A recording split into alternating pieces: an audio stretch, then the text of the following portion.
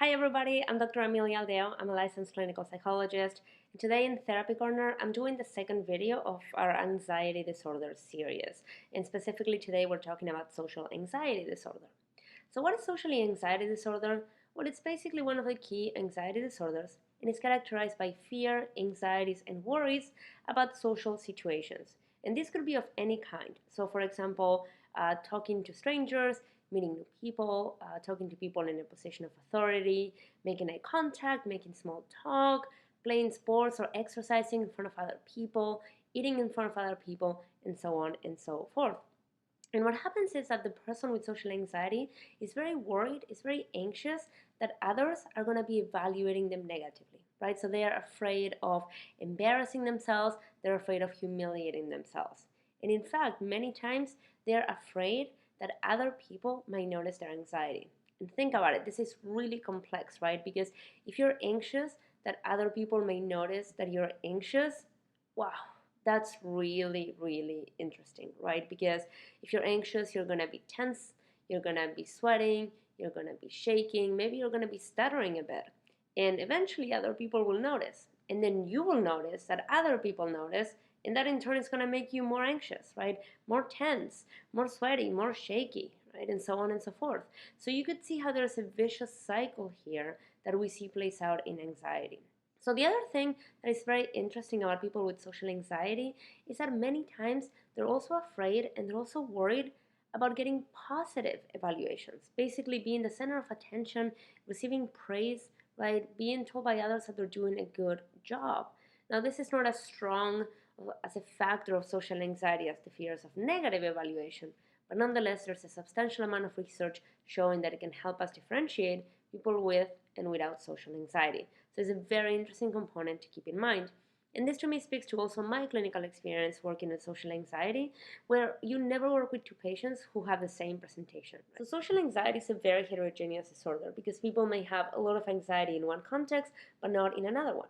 You might know many people in your life that you think never have social anxiety, and actually they might have a pretty intense presentation, right? It just happens that you might know them in the context in which they don't have social anxiety at all, or they have very little. So for example, maybe they're great at public speaking and you always go to their talks or their lectures. What you don't know is that they are terrified of making small talk or terrified of looking at people in the eye.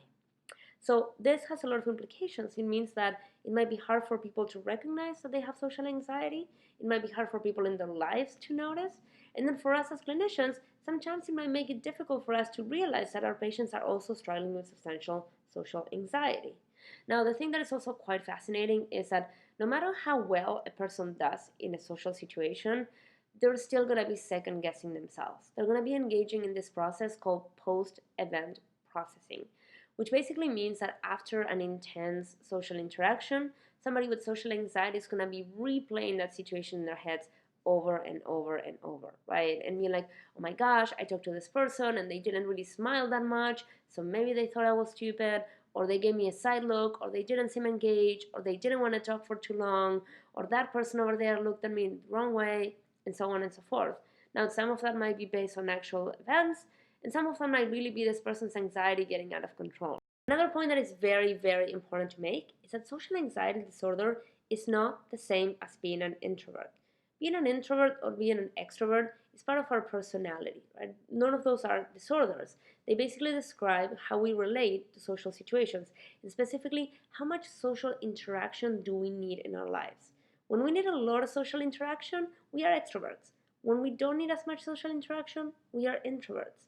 But we might have social anxiety, we might be anxious and avoidant about social situations, regardless of whether we need a lot of social activity in our lives or not so much social activity in our lives. So how does CBT for social anxiety work? Pretty much like CBT for any other condition. First, we have the cognitive reframing part, and here we're going to teach the socially anxious clients to think about their anxiety differently. And we're going to be focusing on two things: anticipatory anxiety, so basically the worries about future social situations, and then post-event processing, which is the rumination about events that have already happened. And the behavioral piece is exposure. So here we have our clients set up a fear hierarchy, basically ranking situations that produce very little anxiety to those that produce a lot of anxiety. And week after week, we help them face those situations. And the exposure piece can be really interesting, and it looks very different from every client. So for example, for somebody, it might be all about going up to strangers, say at a coffee shop, at a restaurant, at a mall, and initiating conversation, making small talk, asking for directions. For somebody else, it might be all about going on dates, and it might be about setting up an online profile, and then uploading a picture, and then uploading a bio, and then sending a message to someone, and then the following week sending a message to 5 people, and then to 10 people, and so on and so forth. So let's talk about the research, and here I want to tell you about this amazing meta-analysis that came out a few years ago. So a meta-analysis is a big study that basically averages findings from lots of other studies. And in this particular case, they average findings from randomized controlled trials of social anxiety treatment. Randomized controlled trial is when people come in for a study, they have, say, social anxiety disorder, and they get randomly assigned to get different types of treatment or a control condition.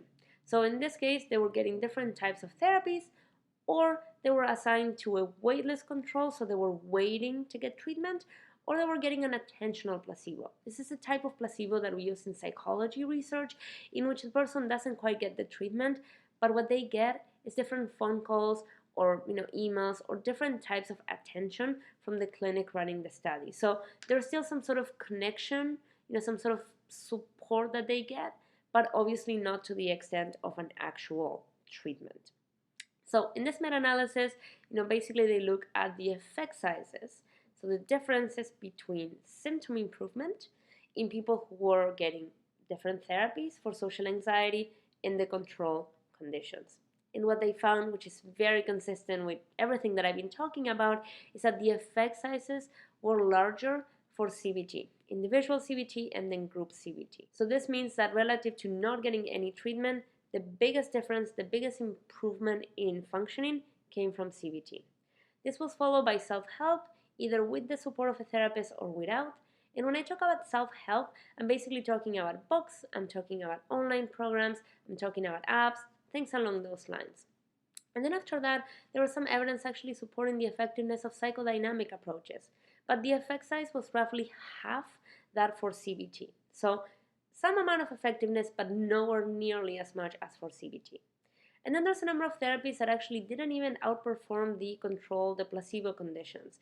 Basically mindfulness and interpersonal therapy and also supportive therapy. So I hope the video was helpful in helping you get a better sense of what social anxiety is and what it looks like. I am happy to talk a lot more about this disorder, so if you have questions, please let me know by leaving a comment below.